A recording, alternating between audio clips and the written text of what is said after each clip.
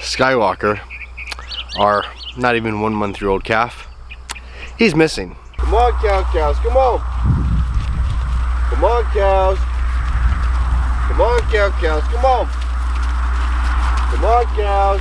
So, do I got a story for you guys? About a little over a week ago now, I flew back to California for my grandma's funeral, and in doing so, Nicole took care of the farm for me. But with her taking care of everything, I try and leave everything as easy as possible. I left extra food for the ducks, tried moving the cows right in front of the house to where it's just easier, you know? Whenever you're gone, you want to make it as easy as possible for the person taking care of it for you. So Nicole's nice enough to stay back and take care of everything for me. So I had the cows in this paddock right here. We're right over near our barn area. And it's a little bit away from the house, and the rotation that they were on, I've got it set up to where they were going to be directly in front of the house, which is their favorite paddock, their best paddock. It's the paddock with the best grass, and they love it. But it also makes it really easy on Nicole, because all she has to do is go, you know, turn the water on, and it's right there. There's no hooking anything up, there's no having to move anything, it's all set up right there. So, thinking, okay, we got it worked out to where, you know, I had a little bit of time to adjust and make it to where they're there. So we're thinking, okay, this is gonna be good. So the afternoon before they leave, I come out here and start moving the cows to that paddock, because I want to move them kind of as late as possible, so you know they can stay in that paddock for as long as possible as well while I'm gone. Well, everything's going smoothly. See, they have to go from right here, and I let them through. Let me show you. I let them through our corrals. They go around the barn, and they cross our driveway into that front pasture.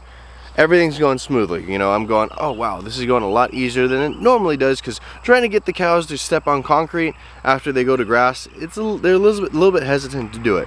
So Yoli comes across, Betty comes across, the whole herd starts coming across, no problem, right? I'm like, great. And I'm thinking to myself, man, this is too easy. I got these cows trained up like nothing. Well, when moving the herd, I always look for two cows. I know Betty, Yoli, Daphne, Ellie, the main lead cows are always going to come across first. Rusty, he's our caboose. For some reason, he always comes last. He's always the lazy one who goes, okay, fine, I'll come.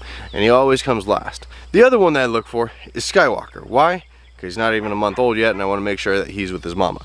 So in order for me to get this set up, the front pasture, it's completely enclosed. It's 2.5 acres, and there's 3 paddocks in it, and it's completely enclosed. Permanent fences separate it from the rest of the farm. So I got to make sure, no matter what, that all the cows are in there, including Skywalker. So I see Rusty come across, no problem, and then I'm going, where's Skywalker at? And I don't see him. I went, okay, no problem, he's probably asleep, he's probably back in the previous paddock.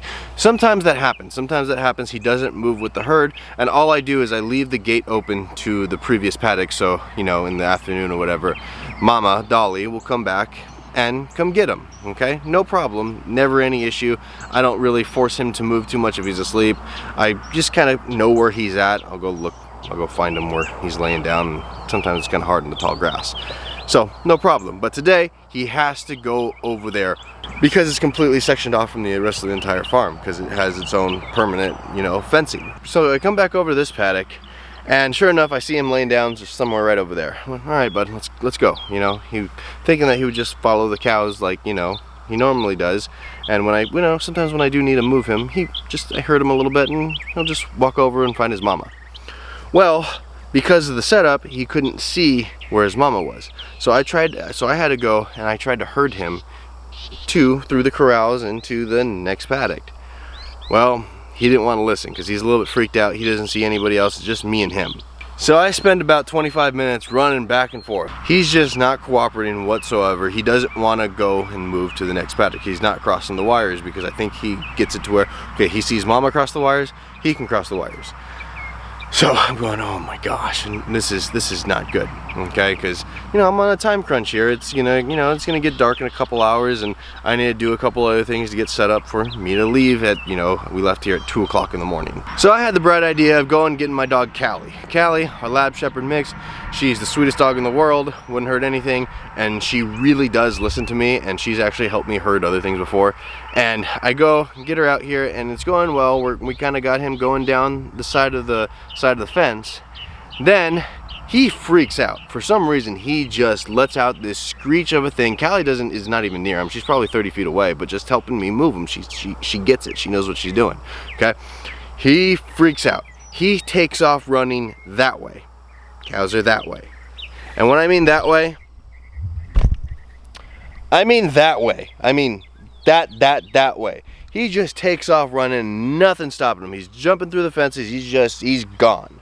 So I know their property's fenced off pretty well, and I can't even see him at this point. I have a general idea of where he's at over behind the pond. So I went, okay, Callie, this is not working. So I go put her back in the house, and I come back out here. Well, I go walking.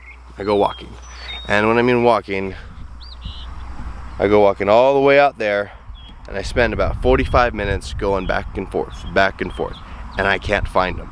I can't find him at all. My thinking is he was running so fast and he was jumping through our fences. I was wondering if he, you know, the electric, I was wondering if he somehow got out from underneath the permanent one. We got like 9-strand barbed wire over there. I was like, there's no way that he could get out, but you know, I don't know. He might have.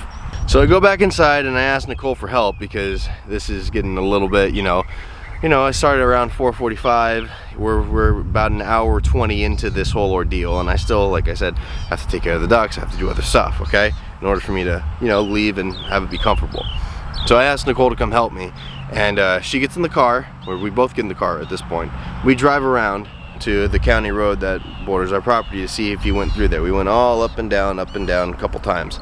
Couldn't find him. I'm going, okay, I don't think he got out. So I come back and she still goes back and starts driving. I keep walking. It's probably like maybe 6:30 at this point, and it's getting, you know, dark is right around 8 o'clock right now, you know, this time of year. I can't find him. I'm kind of starting to get stressed because I'm gone.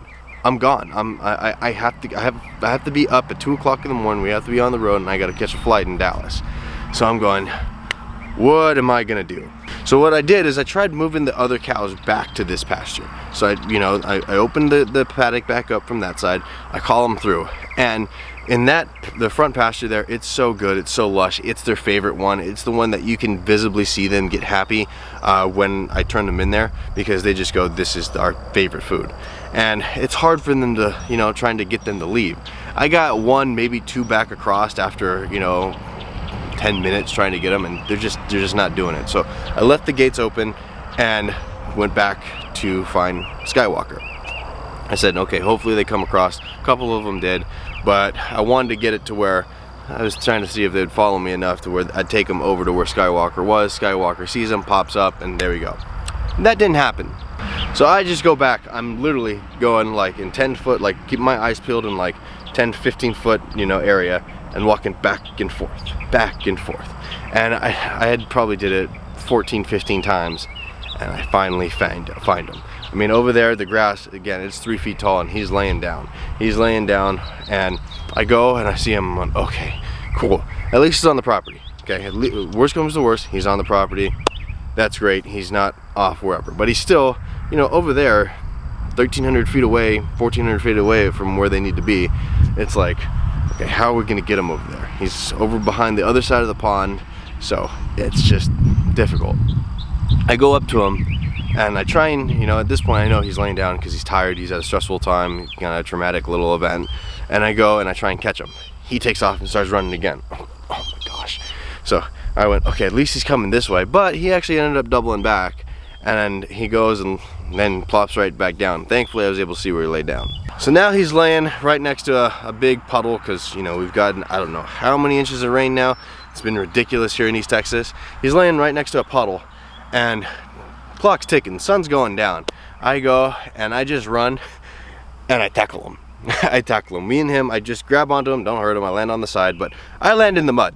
So I am covered in mud. Well, it's not mud, it's kind of mud. Okay, it's like a big puddle over a bunch of grass, okay? I go and I catch him, and he calms down. I pet him for a little bit, and he's over there kind of struggling to get away. I'm like, okay, dude, look, clock's ticking. We have to beat the sun. We have to get all the way back to mama. And I go pick him up, get him up on his feet, kind of like in between my legs, and I start trying to walk him. That's not gonna work. And by this time, he's he's pretty heavy now. I would say he's right around 100 pounds at this point.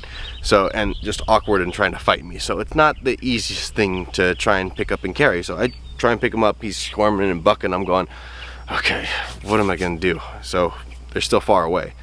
I can't, you know, I can't get him back over there. So I kinda put him back down on the ground, get him settled, pet him, you know, just like, okay, talking to him real calmly.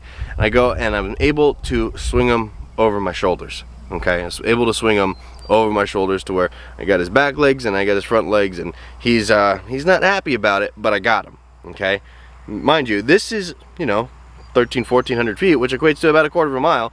I got to carry him all the way back like this, and that's not easy, especially when he's over there kicking me in the head. He's kicking right here in the jaw. He kept, you know, with his like his back thigh area. He kept kicking me. I'm going, oh my gosh. So got to hold on to him.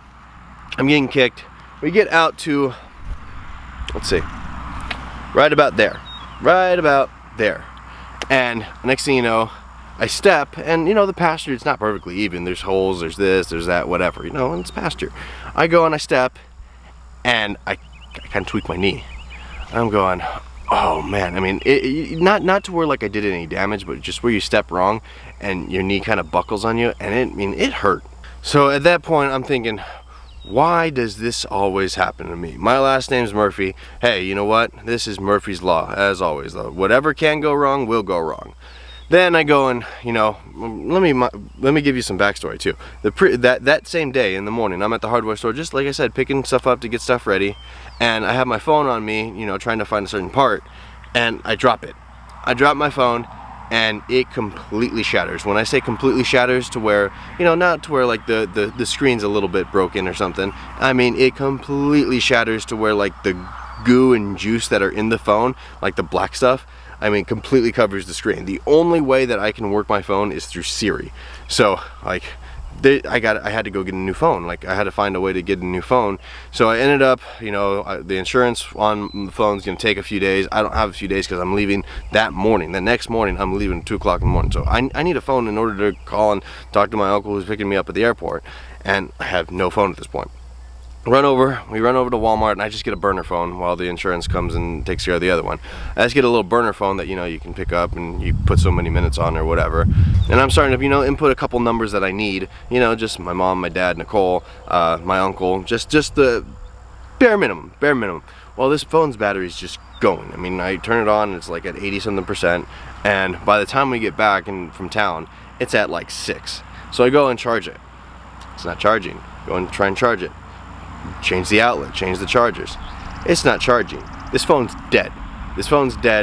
And I don't have time to run back out and get another one. So I'm going, oh my gosh. I mean, just everything's just going wrong that day. And I find myself, you know, what I'm going back for is my grandma's funeral. And my grandma, if you see in the previous video I put up, I talk about how she had it rough. I mean, just from a health perspective, her entire life, really, she had it really, really rough. And when I say rough, she was 83 years old, but at 42, she had a massive stroke. She had a massive stroke to where, like, they had to go, it was one of the first surgeries of its kind. She had to go take out part of her brain. She had to relearn how to walk. She had to relearn how to talk. The doctor said that she might not be able to do these things, and she was able to do it. Now, it just made everything harder for her. It made everything so much harder for her. And also, she had arthritis, literally, the doctor said, from the top of her head, I don't know how you get that, but from the top of her head down to her toes. So it was everywhere. So between the stroke and the arthritis and everything else she had going on, I mean, it was just a struggle for her every day. And the main thing that, you know, would always hurt her is her knees. So when I went and my knee kind of buckled a little bit, it kind of put things into perspective for me. You know, I kind of went, you know, over the last 40 years, my grandma's best day was still worse than my worst one. So what do I have to complain about? I mean, sure, stuff goes wrong, stuff goes and, you know, it just doesn't go right. Things you have to adjust, and, you know, things are an inconvenience. But what am I complaining about? Over the last 40 years, my grandma's best day was still worse than my absolute worst one. So, you know, what am I complaining about? And the thing is with my grandma, she never complained. She never complained one bit. She never said, why is this happening to me? You know, oh, you know, it hurts so badly. I don't want to do this. I don't want to do that. I mean, that's just not who she was. She didn't complain. I just feel like if, you know, in today's world where, you know, everybody's a victim, there's always somebody complaining about something. If people would just, you know, be a little bit more like my grandma, the world would be a better place. You know, you're dealt the cards that you're dealt, and you play that hand as best as you can, and you don't look at somebody else and say, hey, you know what, they got a pair of aces when I got a 2 and a 3. You just don't do that. You play out the hand and you make it the best that you can. So as I'm carrying back Skywalker, it's raining, by the way. It's absolutely pouring. It is pouring rain. So I'm doing this on the pouring rain. I forgot to tell you that. So just adds to it. I'm carrying him back and I tweak my knee, and then I'm keep walking, and next thing you know, I feel it being really warm right here on the side of my chest. He's peeing on me. And at that point, I think about, you know, my grandma, and, you know, just this would be a great day for her. You know, in the last 40 years, this would still be her best day. I start laughing, and then able to, you know, he stopped struggling a little bit, take him over, put him in the pasture. The other cows are completely gone. they came up the driveway and are now over in the yard, into the garden and everything, and I just can't help but laugh. I go over there, they're real easy to herd. I just go herd them down the driveway, get them in there, take a deep breath, and go, you know what? It's not that bad. It's not that bad. So at the end of the day, literally, the sun was almost completely down when I finished up with the ducks and getting everything else, you know, the water taken care of. Cows are safe, ducks are fine, dogs are fed. Nicole did a great job taking care of everything for me. I was able to go back and spent the night there one night. I came back with my aunt and we had a great time. So it wasn't that bad. And at this point, it just becomes a story that, you know, I can kind of laugh about. Maybe not in the moment, but, you know, I can laugh about now and say, hey, we lost Skywalker for, it came out to be about 3.5 hours, and then had to carry him all the way back to the cows, quarter of a mile, while he's peeing on me in the pouring rain. Now you can just laugh about it. So at that, don't take things too seriously. If you're having a bad day, just relax. Somebody's always got it worse, somebody's always got it better, and just make the most of it. Play the cards that you're dealt, and then, you know what, when bad things happen, you'll eventually, you know, laugh about it later on. So hit that subscribe button down below, ring the notification bell so you get notified when we put up new videos. Hit the like button because it really does help with the YouTube algorithm, and drop a comment if you like. Alright, until next time, see ya.